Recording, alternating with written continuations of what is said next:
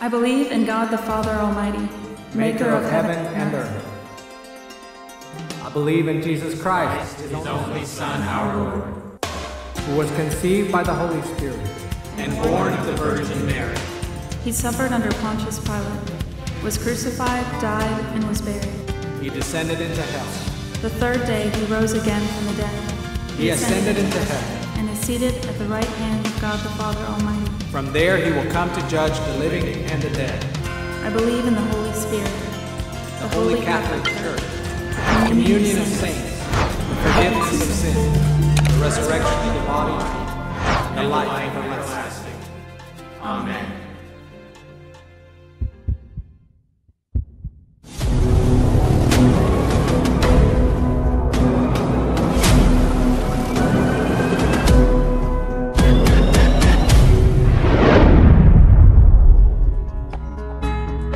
Dalam pembahasan kita tentang keselamatan ini, kita telah membicarakan tentang butir-butir iman dalam pengakuan iman rasuli yang membahas pengampunan dosa dan kebangkitan tubuh. Saat ini kita siap untuk beralih kepada topik terakhir kita, hidup yang kekal.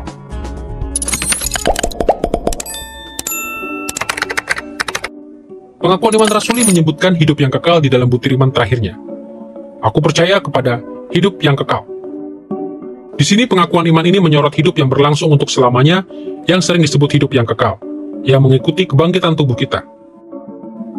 Pengakuan iman ini menegaskan kepercayaan bahwa semua umat Allah yang setia pada akhirnya akan mendapatkan upah kehidupan yang sempurna, berbahagia, tidak dapat dicemari, dan tidak berkesudahan. Meskipun ada banyak hal yang mungkin kita katakan tentang hidup yang kekal, kita akan berfokus pada 3 isu dalam pelajaran ini. Pertama, kita akan menyebutkan aspek waktu dari hidup yang kekal. Kapankah kehidupan itu dimulai? Kedua, kita akan membicarakan kualitas dari hidup yang kekal. Di manakah perbedaannya dengan jenis kehidupan lainnya? Dan ketiga, kita akan menyebutkan lokasi di mana kita akan hidup selamanya. Mari kita mulai dengan aspek waktu dari kehidupan kekal.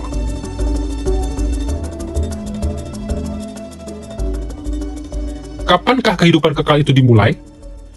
Kristus berkata bahwa ia telah datang supaya kita mempunyai hidup dan mempunyainya dalam segala kelimpahan. Tentu saja ia sedang menyatakan bahwa berada di dalam Kristus, menjadi murid Kristus, memperkenalkan kepada kita cara hidup yang superior secara kualitatif. Tetapi apakah itu adalah hidup yang kekal? Apakah hidup yang kekal dimulai ketika kita berpindah dari ranah eksistensi moral ini ke kehidupan sesudah ini? Ataukah pada saat itulah kehidupan kekal dimulai? Dalam pengertian tertentu, ya. Tapi dalam pengertian lainnya, ada kehidupan yang baru itu. Kehidupan kebangkitan dari Kristus itu yang akan membimbing kita melalui kubur dan selanjutnya mendorong kita ke dalam kekekalan. Suatu kekekalan yang tidak ada akhirnya bersama Allah. Itu adalah kehidupan yang telah ditanamkan sebagai benih di dalam diri kita sekarang ini. Jadi kehidupan yang tidak akan berakhir itu sudah dimulai sekarang, dan penting untuk dipahami bahwa hidup kekal ini bukan sekedar kehidupan yang didefinisikan oleh durasi yang tidak ada akhirnya, tetapi kehidupan yang didefinisikan secara kualitatif sebagai kehidupan yang kini berpusat pada Kristus dan berpusat pada Allah, dan sedang bergerak ke arah pemulihan penuh dari semua yang dimaksudkan bagi umat manusia. Dan kita bisa berbagian di dalamnya sekarang, bahkan saat kita masih ditempatkan dalam dunia yang penuh penderitaan, perjuangan, dan kehancuran. Alkitab sering menyatakan bahwa orang-orang percaya sudah memiliki hidup yang kekal sebagai realitas masa kini. Kita melihat hal ini dalam Yohanes pasal 10 ayat 28, 1 Timotius pasal 6 ayat 12, 1 Yohanes pasal 5 ayat 11 sampai 13, dan banyak bagian lainnya.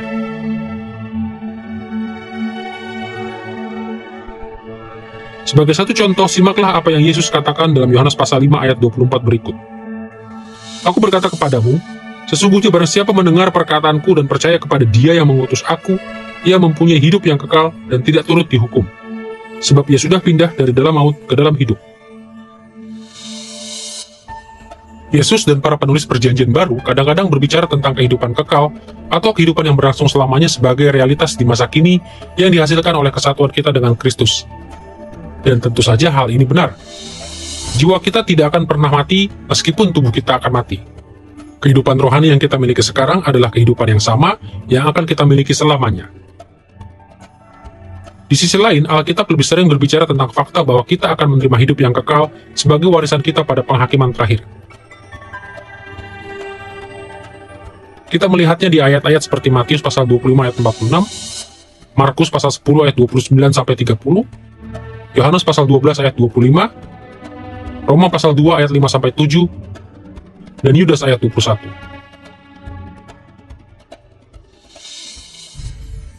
Sebagai satu contoh saja, simaklah apa yang Yohanes tuliskan dalam pasal 6 ayat 40 dari Injilnya.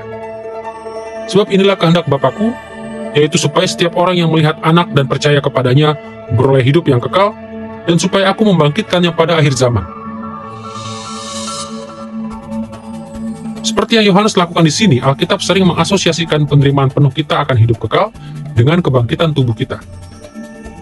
Ketika tubuh kita dibangkitkan, kita akan hidup selamanya, tubuh dan jiwa, sebagai manusia yang telah ditebus sepenuhnya dan dipulihkan sepenuhnya.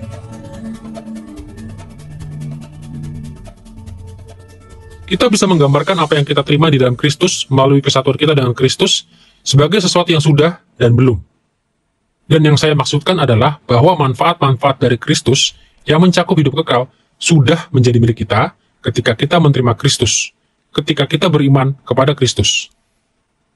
Manfaat-manfaat itu sudah menjadi milik kita memiliki hidup kekal. Namun pada saat yang sama, hal itu belum. Dalam pengertian bahwa tentu saja setelah kita menerima Kristus, ada banyak di antara kita yang akan bertambah tua, banyak dari kita yang akan menjadi sakit, banyak dari kita yang akan mengalami kematian jika Kristus tidak datang kembali sebelumnya. Dan dalam pengertian itu, maka yang belum dari hidup kekal masih menanti kita. Jadi, yang sudah, yang belum, menolong kita memahami. Ya, kita memiliki hidup kekal, namun pada saat yang sama, hidup kekal menanti kita di dalam langit yang baru dan bumi yang baru. Sepertinya beralasan jika kita katakan bahwa hidup kekal bagi jiwa kita dimulai di dalam kehidupan ini ketika kita dilahir barukan. Tetapi kita tidak akan sepenuhnya hidup sampai tubuh kita dibangkitkan pada penghakiman terakhir. Hanya pada saat itulah seluruh keberadaan kita hidup di hadapan Allah. Sebelum itu, kita menikmati kecapan awal dari hidup yang kekal melalui penebusan jiwa kita. Tetapi hanya ketika tubuh kita juga menerima kehidupan yang baru itulah, kita akan benar-benar hidup sebagaimana yang Allah rencanakan. Dengan mengingat pengertian tentang aspek waktu dari hidup yang kekal ini, mari kita melihat kualitasnya. Di dalam Alkitab, hidup yang kekal bukan sekadar soal memiliki eksistensi dan kesadaran yang berlangsung selamanya. Lagi pula, bahkan orang-orang yang ada di bawah penghakiman kekal Allah juga memiliki eksistensi dan kesadaran yang terus berlangsung. Sebaliknya, kualitas kunci dari hidup kekal adalah bahwa kita akan hidup selamanya dalam berkat-berkat Allah. Dalam pengertian ini, memiliki hidup berarti menerima perkenan dan berkat Allah. Dan secara kontras, mengalami kematian berarti mengalami murka dan kutukannya. Baik hidup kekal maupun kematian kekal mencakup eksistensi yang terus berlangsung. Yang berbeda adalah kualitas dari eksistensi itu. Seperti yang Yesus doakan dalam Yohanes pasal 17 ayat 3 berikut, inilah hidup yang kekal itu, yaitu bahwa mereka mengenal Engkau satu-satunya Allah yang benar, dan mengenal Yesus Kristus yang telah Engkau utus. Di sini Yesus mengajarkan bahwa hidup kekal ekuivalen dengan mengenal Allah dan Yesus. Dalam konteks ini, gagasan tentang mengenal mengimplikasikan relasi yang penuh kasih. Maksud Yesus adalah bahwa hidup kekal tidak hanya didefinisikan dalam kaitannya dengan eksistensi atau kesadaran, tetapi dalam kaitannya dengan mengalami kasih Allah. Atau perhatikan cara Paulus berbicara tentang kehidupan dan kematian dalam Roma pasal 7 ayat 9 sampai 11, di mana ia menuliskan hal ini. Dahulu aku hidup tanpa hukum Taurat, akan tetapi sesudah datang perintah itu, dosa mulai hidup. Sebaliknya, aku mati. Dan perintah yang seharusnya membawa kepada hidup, ternyata bagiku justru membawa kepada kematian. Sebab dalam perintah itu, dosa mendapat kesempatan untuk menipu aku, dan oleh perintah itu, ia membunuh aku. Selama seluruh masa yang dijelaskan Paulus di sini, ia hidup secara fisik dan mental. Ia ada sebagai pribadi yang sadar dan rasional. Meskipun begitu, ia mengaku pertama-tama bahwa ia telah hidup, dan kemudian telah mati, telah dimatikan. Dan perbedaannya adalah posisinya di hadapan Allah. Sebelum hukum Taurat menghakimi dia, ia hidup. Tetapi pada saat hukum itu menempatkan dia di bawah kutuk Allah, Paulus mati. Belakangan, ketika ia datang kepada Kristus dan kutuk itu diangkat, ia bisa digambarkan memiliki hidup baru.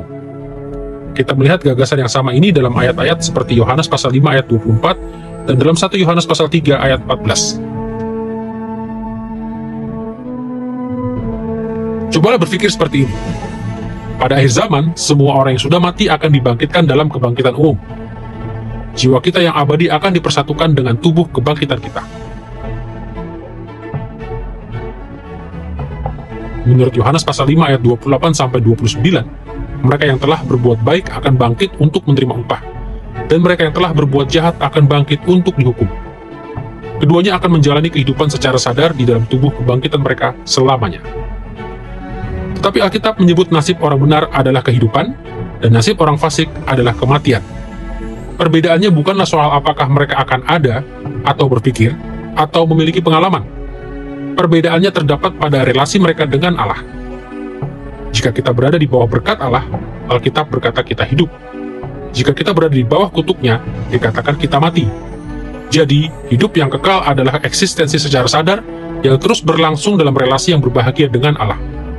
Tetapi apakah berkat-berkat ini? Seperti apakah kehidupan yang berbahagia itu? Kita tidak boleh berpikir bahwa kehidupan kekal kita bersama Allah seolah-olah hanyalah melayang-layang di awan-awan. Tetapi kita akan memiliki tubuh kebangkitan yang baru, tubuh yang tidak tersentuh oleh dosa dan penyakit dan kematian. Kita akan menjadi makhluk yang kekal. Kita tidak akan pernah mati, dan kita akan hidup di bumi yang baru. Memang kita tidak mengetahui detailnya, apa yang akan tercakup di dalamnya. Kita tidak mengetahui semua detailnya, tetapi kita tahu bahwa kita akan memiliki semacam tanggung jawab.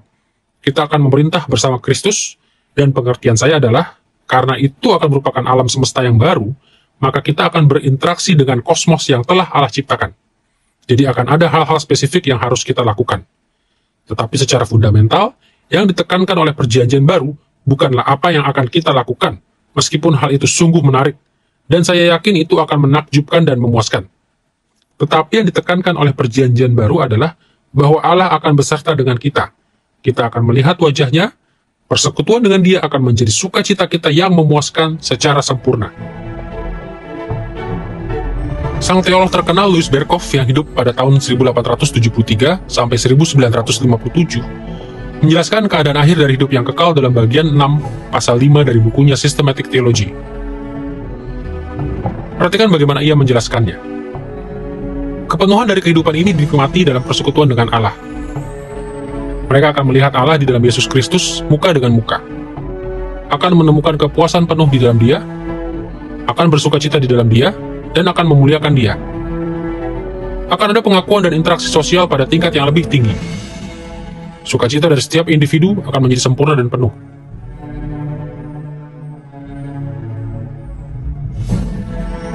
Dari sudut pandang tertentu, mungkin tampaknya janggal, karena Alkitab tidak sering membicarakan natur dari hidup kekal. Lagi pula, hidup kekal adalah upah yang besar yang ditawarkan oleh Injil kepada mereka yang bertobat dan memiliki iman yang menyelamatkan di dalam Kristus. Tetapi kenyataannya adalah Alkitab cenderung membicarakan hidup kekal dalam pengertian yang cukup umum. Wahyu pasal 21 ayat 3-4 memberitahu kita bahwa Allah akan berdiam bersama umatnya dan tidak akan ada kematian atau kesedihan. Kita akan memiliki tubuh yang baru dan kita akan sepenuhnya terbebas dari kehadiran, pencemaran, dan pengaruh dosa. Tetapi bagaimana dengan detail-detailnya? Kebenarannya adalah bahwa Alkitab sangat sedikit berbicara tentang hal itu. Sebaliknya, Alkitab kebanyakan mendorong kita untuk percaya bahwa Allah itu baik, dan jangan terlalu banyak berspekulasi tentang keajaiban-keajaiban yang telah disediakannya bagi kita. Simaklah apa yang Paulus tuliskan dalam 2 Korintus pasal 12 ayat 2-4 berikut. Aku mengenal seseorang di dalam Kristus yang diangkat ke tingkat yang ketiga dari surga. Diangkat ke Firdaus. Ia mendengar hal-hal yang tidak terkatakan, hal-hal yang tidak boleh diceritakan oleh manusia. Perhatikan apa yang Paulus katakan tentang pengalaman ini. Hal-hal yang didengar adalah hal-hal yang tidak terkatakan, hal-hal yang tidak mampu diutarakan dalam bahasa manusia. Terlebih lagi, manusia tidak diizinkan untuk mengatakan apa yang ada di dalam surga tingkat ketiga ini. Hal itu begitu indahnya, sehingga Allah masih merahasiakannya untuk saat ini. Dan ini baru berkenaan dengan surga. Masa di antara sebelum kebangkitan kita. Jika rahasia-rahasia surga tidak bisa disingkapkan, betapa lebih lagi rahasia-rahasia dari keadaan akhir kita. Siapa yang bisa membayangkan seindah apakah kehidupan kita ketika Kristus datang kembali? Alkitab memberitahu kita bahwa tidak akan ada lagi duka cita, penderitaan, kekecewaan, atau kematian. Hal-hal ini sangat indah dan benar. Hanya saja Alkitab tidak memberitahukan terlalu banyak detailnya kepada kita. Setelah kita mempertimbangkan aspek waktu dan kualitas dari hidup yang kekal, mari kita beralih kepada topik terakhir kita, lokasi di mana kita akan hidup selamanya.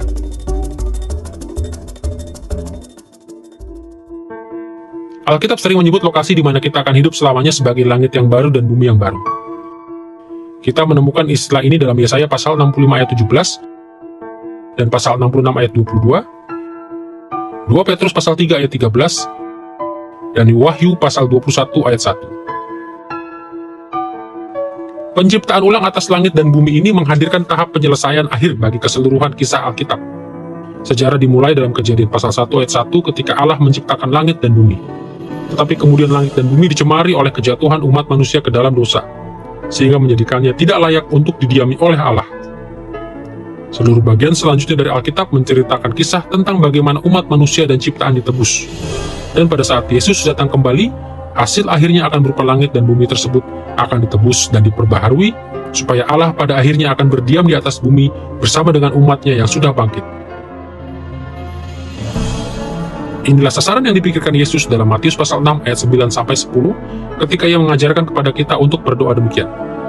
Bapa kami yang di sorga, dikuduskanlah namamu, datanglah kerajaanmu, jadilah kehendakmu di bumi seperti di sorga. Sasarannya adalah selalu agar kerajaan Allah dimanifestasikan sepenuhnya, baik di dalam surga, di mana para malaikat dan jiwa-jiwa dari orang-orang percaya yang telah meninggal itu tinggal, maupun di atas bumi di mana kita tinggal. Inilah sebabnya Yesus mengajar kita untuk memohon kepada Allah untuk mendatangkan kerajaannya di bumi, dan menjadikan kehendaknya itu ditaati sepenuhnya di bumi, seperti halnya di dalam surga. Meskipun Alkitab jarang membicarakan ciptaan baru ini, namun pada saat hal ini dibicarakan, Alkitab menyatakan dengan jelas bahwa tujuan akhir dari manusia yang sudah ditebus bukanlah untuk berada di dalam surga, tetapi di bumi yang sudah diperbaharui. Sebagai contoh, dalam Yesaya pasal 65 ayat 17-19, kita mengetahui bahwa umat Allah akan diam dalam kota suci Yerusalem yang sudah diperbaharui. Dan dalam Wahyu pasal 21 ayat 2, kita menemukan bahwa Yerusalem baru ini akan ada di bumi yang baru. Simaklah apa yang Yohanes tuliskan dalam Wahyu pasal 21 ayat 1-5. Lalu aku melihat langit yang baru dan bumi yang baru. Aku melihat kota yang kudus, Yerusalem yang baru, turun dari sorga, dari Allah. Aku mendengar suara yang nyaring dari tahta itu berkata, "Lihatlah, kemah Allah ada di tengah-tengah manusia, dan ia akan diam bersama-sama dengan mereka.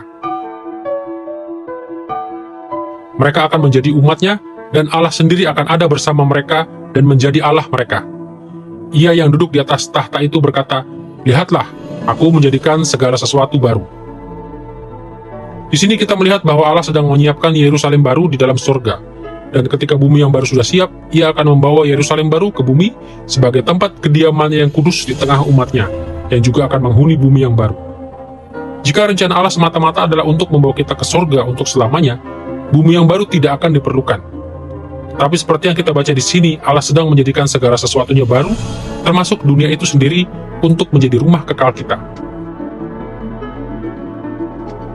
Bapak Gereja mula-mula Agustinus, uskup yang terkenal dari Hippo yang hidup pada tahun 354 sampai 430 Masehi, menulis tentang bumi yang baru ini demikian di dalam karyanya yang terkenal The City of God, jilid 20 bab 16. Sebagaimana dunia itu sendiri diperbaharui menjadi sesuatu yang lebih baik, dunia diubah untuk menjadi tempat tinggal yang sesuai bagi manusia. Sementara manusia itu sendiri diperbarui di dalam daging mereka untuk menjadi lebih baik.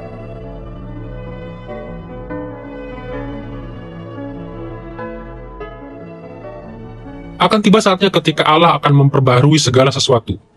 Kita bisa melihat hal ini khususnya dalam kata-kata doa yang indah yang Yesus ajarkan kepada kita, murid-muridnya, ketika ia berkata, Bapa kami yang ada di dalam sorga, dikuduskanlah namamu, datanglah kerajaanmu, jadilah kehendakmu di bumi ini sebagaimana saat ini di dalam sorga. Konsep Kristen yang sangat penting, yang menjadi inti dan bersifat mendasar adalah bahwa kita sekarang ini hidup dalam masa menantikan realitas-realitas surgawi itu menjadi realitas-realitas duniawi, yaitu cara kerja segala sesuatu di dalam sorga ketika Allah dikuduskan, ketika segala sesuatu itu benar, dan keadilan atau righteousness, dan kemuliaan dan kebenaran atau truth dan kasih itu memerintah. Pengharapan kita sebagai orang-orang Kristen, pengharapan kita yang pasti adalah bahwa realitas-realitas dari surga itu akan menjadi realitas-realitas di bumi. Dan inilah ciptaan baru yang dijanjikan dan dinantikan oleh Alkitab, yaitu rumah kekal kita.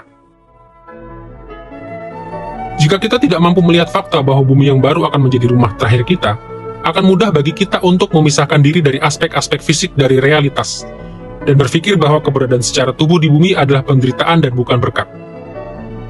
Tetapi ketika kita menyadari bahwa bumi itu sendiri akan menjadi rumah permanen kita bisa melihat dunia yang sekarang ini sebagai berkat dan suatu kecapan awal dari keindahan dan berkat yang telah Allah sediakan bagi kita di dunia yang akan datang.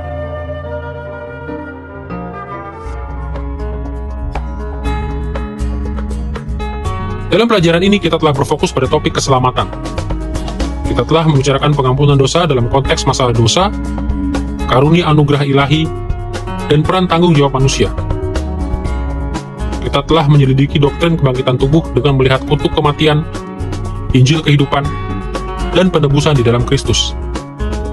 Dan kita telah mempelajari natur dari hidup yang kekal, termasuk aspek waktunya, kualitasnya, dan lokasinya. Dalam pelajaran ini mengenai keselamatan, kita telah melihat bahwa pengakuan iman rasuli berfokus pada elemen-elemen esensial dari pengakuan Kristen kita yang umum, yang telah dipertahankan oleh gereja selama beribu-ribu tahun. Jika kita tetap mengingat doktrin-doktrin umum ini, ketika kita berbicara kepada orang-orang Kristen dari tradisi-tradisi dan denominasi-denominasi lain, kita akan menemukan bahwa kita memiliki dasar yang kokoh untuk mengusahakan persatuan dengan mereka yang mengakui pengakuan iman rasuli, dan untuk mengoreksi mereka yang tidak mengakuinya. Terlebih lagi, saat kita berfokus pada doktrin-doktrin keselamatan yang esensial ini, hal itu akan menolong kita untuk melihat secara luas apa yang sedang Allah kerjakan di dalam dunia ini dan menemukan semakin banyak alasan untuk memuji Dia atas kasih dan anugerah-Nya.